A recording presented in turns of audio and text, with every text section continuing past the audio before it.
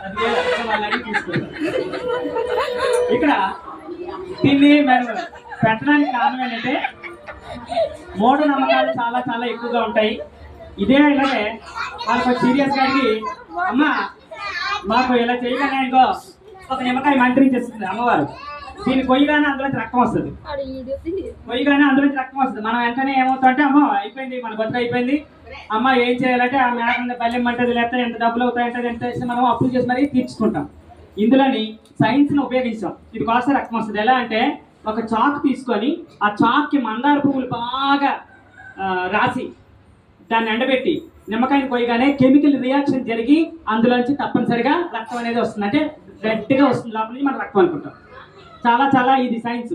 అలాగే కొబ్బరికాయలోకి రక్తం వచ్చింది. ఇప్పుడు ఎలా చూసారు కదా, ఎలా వచ్చిందంటే పైన 3 కళ్ళు ఉంటాయి కదా కొబ్బరికాయకి, దాన్ని తీసి అందులో సిరంజితోనేమో రెడ్డింగ్కి ఎక్కించి మళ్ళీ దాన్ని మూసి కొట్టగానే ఇలా వచ్చింది. వెంటనే గుండె ఆగిపోతుంది. అందువల్ల ఇలాంటి మూఢనమ్మకాలు గ్రామాలని ప్రోత్సహించకండి. పిల్లాడికి ఒంట్లో పోగానే ఫస్ట్ ఎవరి దగ్గరికి వెళ్ళాలి? డాక్టర్ దగ్గరికి వెళ్ళాలి. కానీ మనం ఎవరి దగ్గరికి వెళ్తున్నాం?